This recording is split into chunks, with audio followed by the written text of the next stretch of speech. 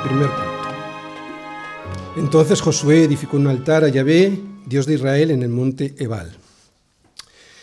Muy bien, lo que vamos a ir viendo en estos primeros versículos es el primer culto al Señor en la tierra prometida.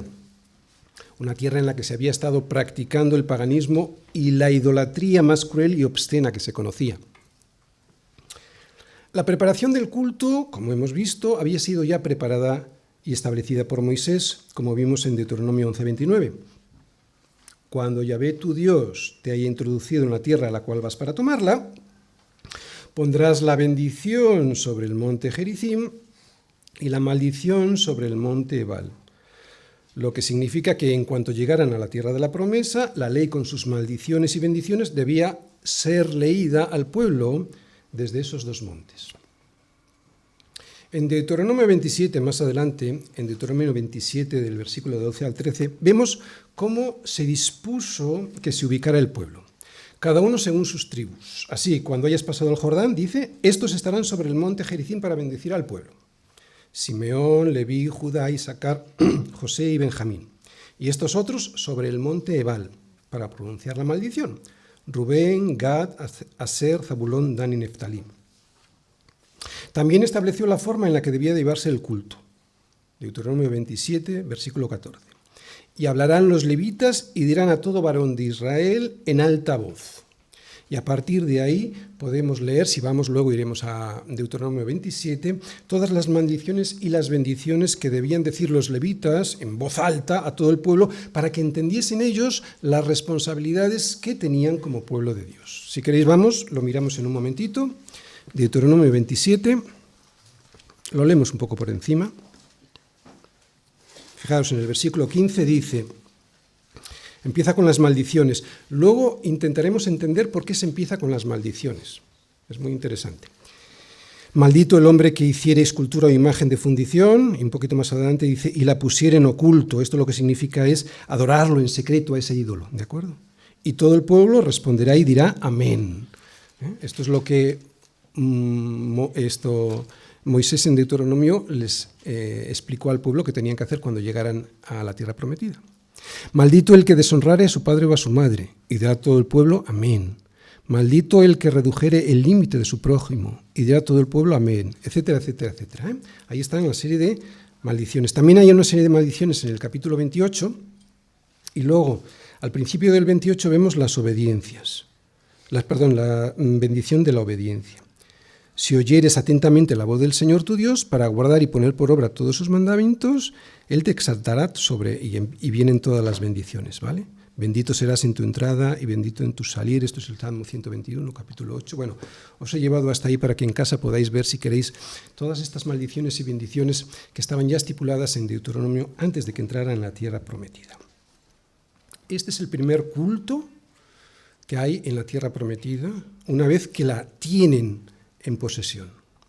Vamos al propósito del culto. Como Moisés, siervo de Yahvé, lo había mandado a los hijos de Israel, como está escrito en el libro de la ley de Moisés, y lo hemos leído, un altar de piedras enteras sobre las cuales nadie alzó hierro, y ofrecieron sobre él, sobre ese altar, holocaustos a Yahvé, y sacrificaron ofrendas de paz. Bien, ¿qué vemos en este versículo? En este versículo vemos el propósito de este culto a Dios, que además de la lectura de la ley para que el pueblo se enterara bien de lo que Dios quería, tenían que construir un altar como quedó establecido en Éxodo 20:25. Si me hicieres altar de piedras, no las labres de cantería, porque si alzares herramientas sobre él, lo profanarás. Así que ahora el pueblo levanta un altar de piedras, no labradas, tal cual las encontraron, para no profanarlo.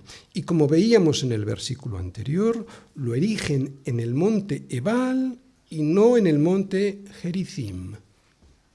¿Por qué? ¿Tiene algún propósito esto? ¿Por qué en ese monte y no en el otro? Pues porque en el monte Ebal, como hemos leído, era donde se iban a leer las maldiciones al pueblo. Y es muy interesante el simbolismo que encierra esto. Vemos que Dios manda construir el altar en donde se ofrecerían los holocaustos por los pecados del pueblo y donde se sacrificarían las ofrendas de paz. Son dos tipos de ofrendas, ¿de acuerdo? Los holocaustos por los pecados y las ofrendas de paz. Un altar. ¿Dónde tenía que estar construido? En el monte Ebal, encima del monte donde los levitas iban a decir ¿qué? Las maldiciones de la ley. Y el simbolismo consiste en observar cómo la sangre inocente del sacrificio se derrama sobre el monte donde la ley nos declara malditos por no cumplirla perfectamente, por no cumplirla como Dios exige que debe ser cumplida. ¿Entendéis el simbolismo? Bien. Quiero explicar también la diferencia que hay entre las dos ofrendas, la de los holocaustos y las ofrendas de la paz, porque cada una tiene su propio y profundo significado. Los holocaustos, lo mismo que las maldiciones, se mencionan primero. La razón es simple y se ve por toda la Biblia. Primero se establece la justicia y solo después se puede disfrutar de la paz. Por eso primero se ofrecen los holocaustos, para que la sangre que se derrama en el altar cubra el pecado del pueblo. En este caso, probablemente el pecado de haber quebrantado el pacto que quebrantar el pacto que habían hecho en la ciudad de Ai, al ir en sus propias fuerzas. Solo después de ofrecer este holocausto por los pecados podían sacrificar ofrendas de comunión, las llamadas ofrendas de paz.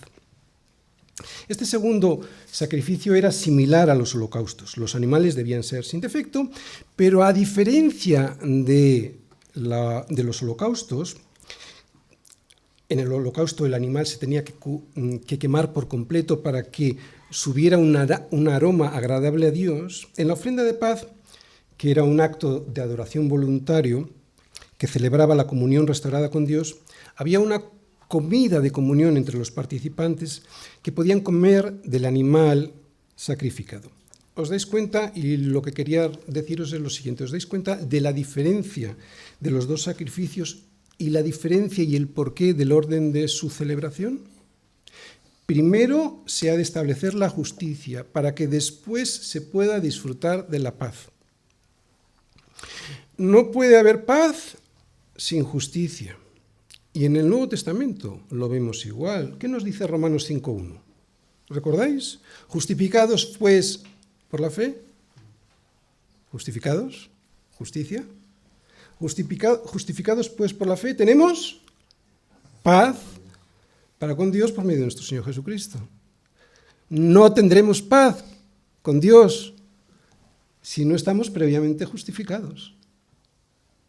De esta manera, pues, el sacrificio expiatorio eliminaba toda la culpa del pueblo y el sacrificio de paz restablecía la comunión con el Dios del pacto. Repetimos esto porque es importante. El sacrificio expiatorio debía ser ofrecido en el altar que se ponía en el monte Ebal, porque allí era donde la ley declaraba a viva voz: maldito todo aquel que no la cumpliera perfectamente.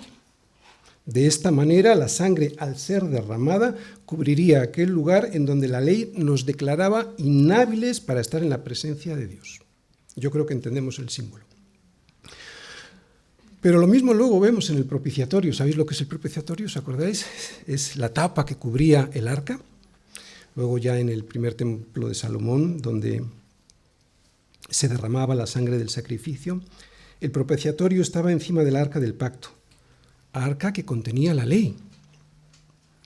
Así que la sangre que el sumo sacerdote rociaba en el propiciatorio cubría la ley, de manera que la maldición no afectaba a los judíos que, habiéndose arrepentido de sus pecados, cumplían con el sacrificio de expiación. ¿Entendéis?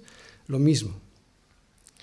Recordad que el propiciatorio, que como decimos es la tapa que cubría el arca, tenía dos querubines. ¿Recordáis, verdad? Uno enfrente al otro. Pues hoy, para que tú y yo podamos tener comunión con Dios y no nos alcance la maldición de la ley, la maldición que proclama maldito a todo aquel que no la cumpla perfectamente, tenemos también un propiciatorio. Este propiciatorio fue lo que vio María Magdalena cuando se inclinó para mirar dentro del sepulcro. ¿Os acordáis lo que vio? Vio a dos ángeles con vestiduras blancas que estaban sentados, el uno a la cabecera y el otro a los pies donde estaba el cuerpo de Jesús. ¿Os dais cuenta del simbolismo? La sangre del Cordero sin mancha, que es Cristo, es el único medio por el cual podemos ser aceptados en la presencia de Dios y tener comunión con Él. De ahí que el propósito de nuestro culto al Señor hoy, al igual que lo era ayer, es dos cosas. Bueno, hay más, pero es, primero, la obediencia.